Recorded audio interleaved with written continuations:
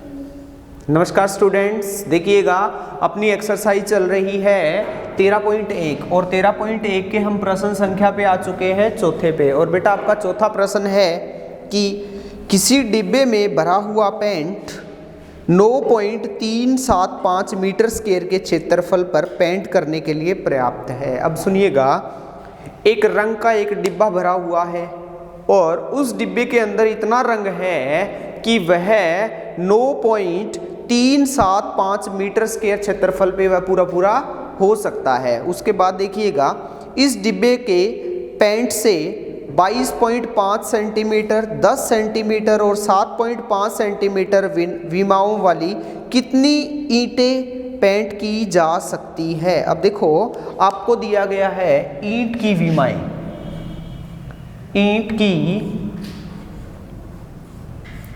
विमाएं, ईंट की विमाएं दी गई है। क्या क्या बेटा, एक आपको दिया गया है 22.5 सेंटीमीटर, 22.5 सेंटीमीटर इनटू में आपको दी गई है 10 सेंटीमीटर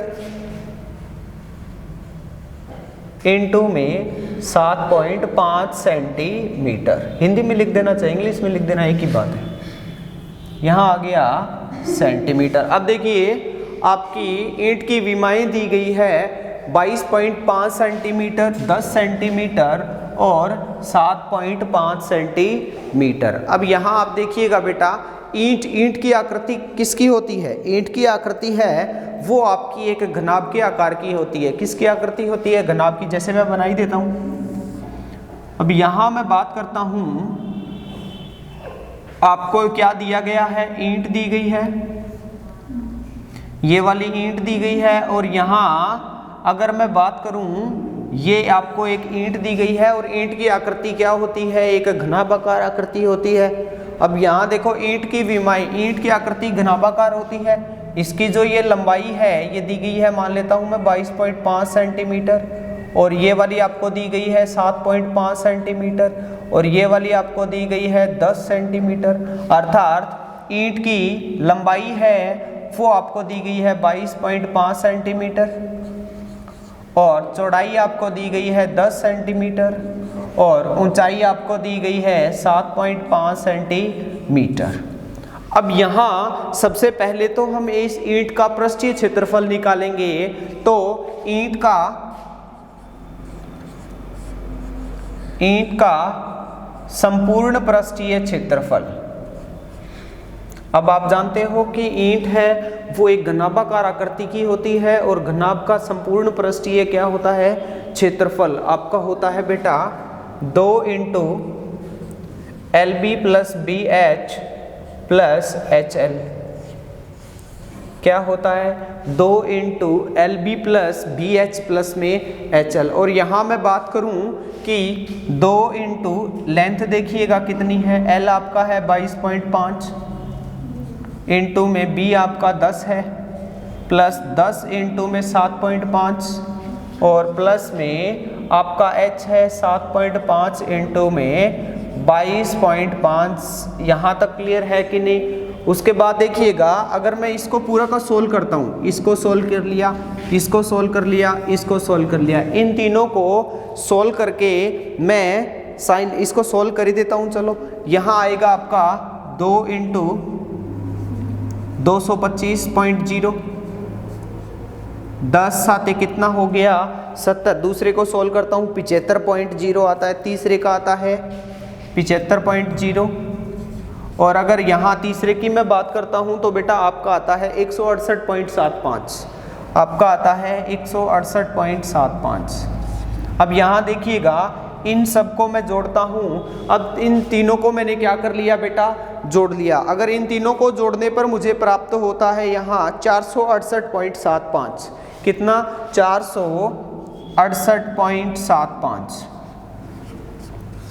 अब यहाँ इसको मैं 2 से गुणा करता हूँ तो यहाँ मेरे को प्राप्त होता है 937.5 वर्ग सेंटीमीटर, 937.5 सेंटीमीटर स्क्वायर।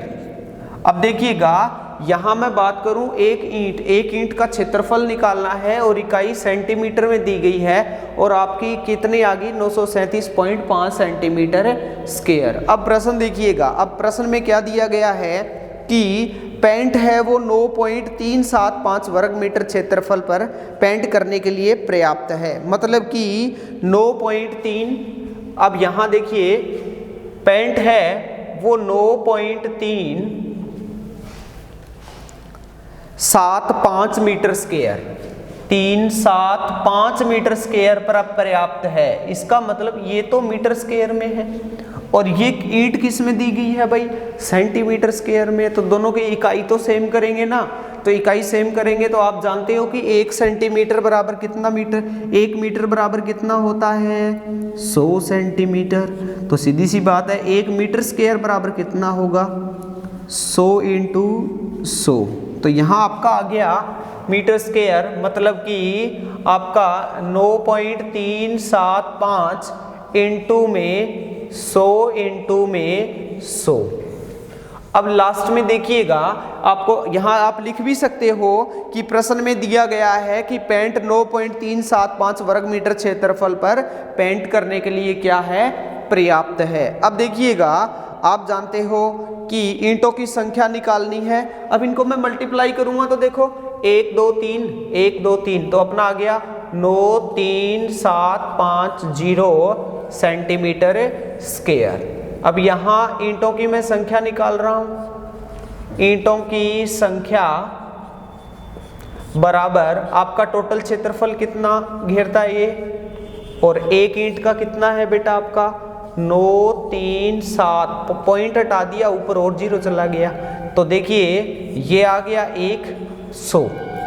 तो बताइएगा जो आपको रंग दिया गया है, जो आपको रंग दिया गया है वो कितनी ईंटों पे हो सकता है, 100 ईंटों पे हो सकता है। उम्मीद करता हूँ अच्छे से समझ में आ गया होगा। बिल्कुल इजी सा प्रश्न है, समझ में आया होगा। एक बार फिर से थोड़ा रिपीट करवाता हूँ कि आपको एक ईंट दी गई है, ईंट की लंबाई चौड़ाई और क्या दी गई है भाई, ऊंचाई दी गई है। अब यहाँ ईंट आप जानते हो कि बेटा घनाभाकार आकृति की होती है और अपने को ईंट पे करना है रंग। अपने पास काफ़ी सारी ईंटें, अभी तक अपने को पता नहीं है कि कितनी ईंटें हैं, बट अपने को ये पता है कि अपने पास रंग है, एक डिब्बे के अंदर रंग है, वो डिब्बे के अंदर रंग है वो कितने मीटर स्क्वायर पे किया जा सकता है 9.375। अब देखिए, तो सबसे पहले मैंने एक ईंट का संपूर्ण पृष्ठीय क्षेत्रफल निकाला तो अपना आ गया 9.375 सेंटीमीटर स्क्वायर। अब बेटा सीधी सी बात है, ये मीटर स्क्वायर में तो किस में चेंज किया भाई, सेंटीमीटर में किया, और एक मीटर बराबर 100 सेंटीमीटर होता है। तो 1 मीटर स्क्वायर बराबर कितना आ गया 100 इंटू में 100, तो आपका कितना आ गया 93,750 सेंटीमीटर स्क्वायर। यह रंग कितने स्थान तक किया जा सकता है, कितनी जगह घेर सकता है, 93,750 सेंटीमीटर स्क्वायर पर किया जा सकता है। उसके बाद देखिएगा बेटा, अपने को ईंटों की संख्या निकालनी है, तो टोटल रंग कितने स्थान को कर रहा है, बटे में अपने पास एक ईंट वाला कितना है, इसको इससे भाग दे दिया तो कितना आ गया आपकी 100 ईंटें। मतलब जो अपने पास जितना भी रंग है एक डिब्बे के अंदर वो कितनी ईंटों पे किया जा सकता है, 100 ईंटों पे किया जा सकता है। समझ में आ गया होगा, बिल्कुल इजी सा प्रश्न है। अब देखिएगा, इससे नेक्स्ट वाला आपका 5वां प्रश्न है।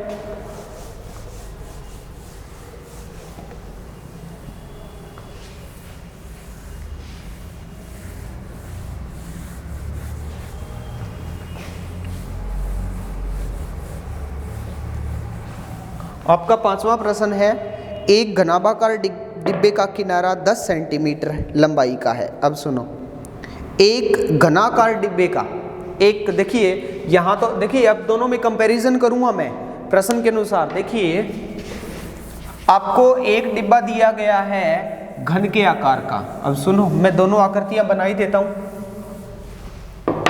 देखो पहला आपका प्रश्न संख्या नंबर 5, ये मैं घन बना देता हूँ।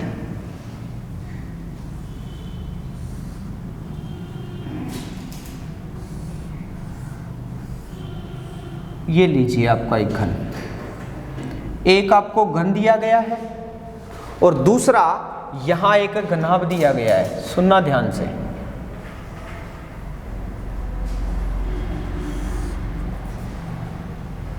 अब यहां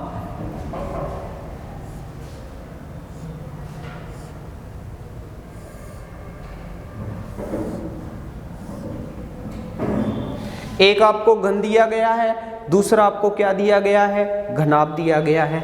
और घन की विमाएँ दी गई है, एक आपकी कितनी है 10 सेंटीमीटर, और दूसरा घनाभ की विमाएँ दी गई है 12.5, 10 और 8। ये दी गई है 12.5, ये दी गई है 10 और ये दी गई है 8 सेंटीमीटर। अब सुनना बेटा ध्यान से, पहले मैं प्रश्न को बाद में पढ़ूंगा। सबसे पहले यहां घन की भुजा,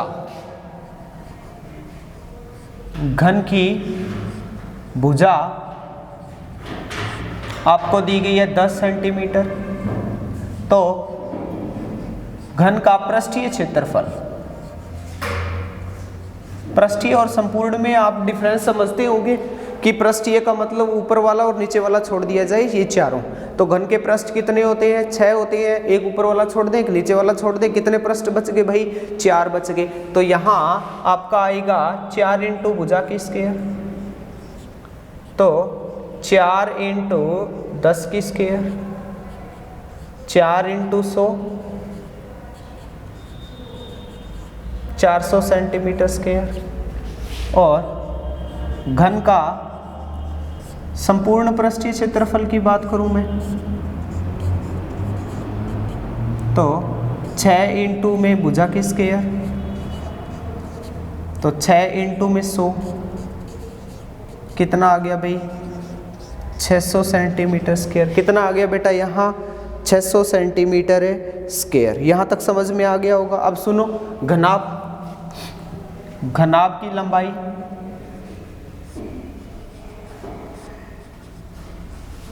L आपको दी गई है 12.5 सेंटीमीटर, चौड़ाई आपको दी गई है 10 सेंटीमीटर, ऊंचाई आपको दी गई है 8 सेंटीमीटर। तो घनाभ का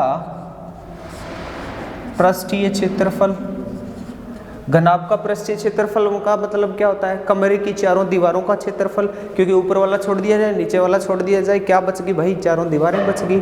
तो यह आपका आ गया 2 into L plus B into में H। तो 2 इंटू L आपका है 12.5, B आपका है 10 इंटू में 8।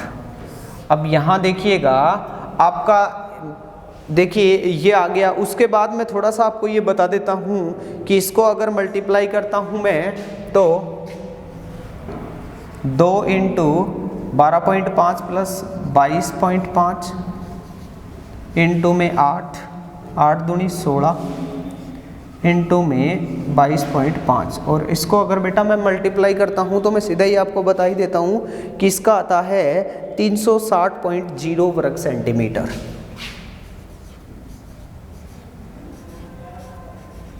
और इस घनाभ के दिखाई दे रहा होगा, घनाभ का संपूर्ण पृष्ठीय क्षेत्रफल की बात करूं तो 2 into LB plus BH plus में HL। तो 2 इंटू L देखिए लेंथ कितनी है भाई 12.5, B है आपका 10 इंटू 8, H देखिए कितना है 8 इंटू में L है 12.5, LB BH और HL।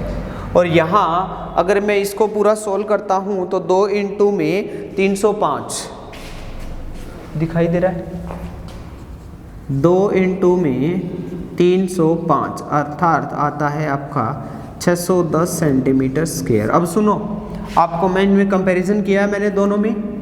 घन की भुजा 10 है, पृष्ठीय आ गया 400, घन का संपूर्ण पृष्ठीय आ गया 600, घनाभ में देखिए 360 और 610। अब मैं प्रश्न बोलता हूँ कि बताइए किस डिब्बे का पार्श्व पृष्ठीय क्षेत्रफल अधिक होगा, जल्दी से बताइएगा।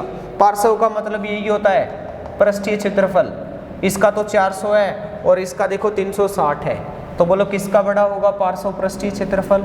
इसका लास्ट में लिख देना कि घन का पार्श्व पृष्ठीय क्षेत्रफल घनाभ के पार्श्व पृष्ठीय क्षेत्रफल से अधिक होगा। और दूसरा देखिए तो बताइए संपूर्ण पृष्ठीय क्षेत्रफल किसका अधिक होगा?